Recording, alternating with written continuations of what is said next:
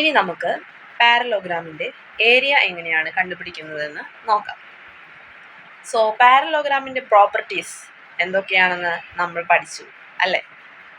എന്തൊക്കെയാണ് പാരലോഗ്രാമിൻ്റെ properties? Opposite sides are parallel, opposite angles are equal, yes adjacent angles R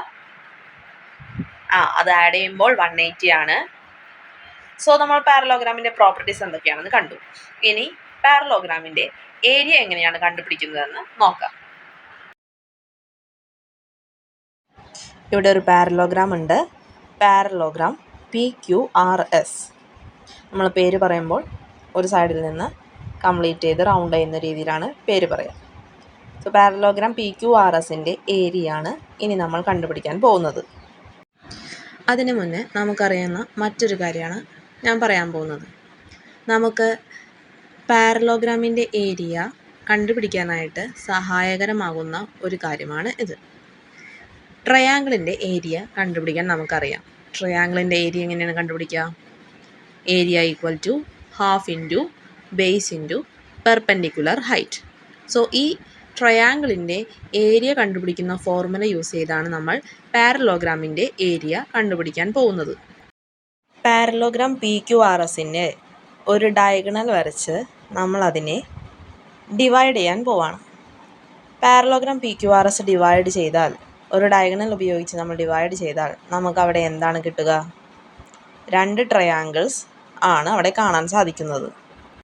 triangle PRS, അതുപോലെ തന്നെ triangle PRQ. So പാരലോഗ്രാമിൻ്റെ area കാണുന്നതിന് പകരം ഈ 2 ട്രയാങ്കിളിൻ്റെ ഏരിയ കണ്ടുപിടിച്ച് അത് സമ്മ് ചെയ്ത് കഴിഞ്ഞാൽ അതല്ലേ പാരലോഗ്രാമിൻ്റെ ഏരിയയും. സോ നമുക്ക് 2 ട്രയാങ്കിളിൻ്റെ ഏരിയ കണ്ടുപിടിച്ച് അത് സമ്മ് ചെയ്താൽ എന്താണ് കിട്ടുക എന്ന് നോക്കാം. സോ പാരലോഗ്രാമിൻ്റെ പ്രോപ്പർട്ടീസ് വെച്ച് നോക്കുകയാണെങ്കിൽ ഈ 2 ട്രയാങ്കിൾസും ഈക്വൽ ആണെന്ന് നമുക്ക് മനസ്സിലാവും. സോ 2 ട്രയാങ്കിളിൻ്റെ ഏരിയ കണ്ടുപിടിക്കുന്നതിന് പകരം ഒരു ട്രയാങ്കിളിൻ്റെ ഏരിയ കണ്ടുപിടിച്ച് അതിനെ 2 കൊണ്ട് മൾട്ടിപ്ലൈ ചെയ്താൽ മതിയാവും. So 2 into half into base into height.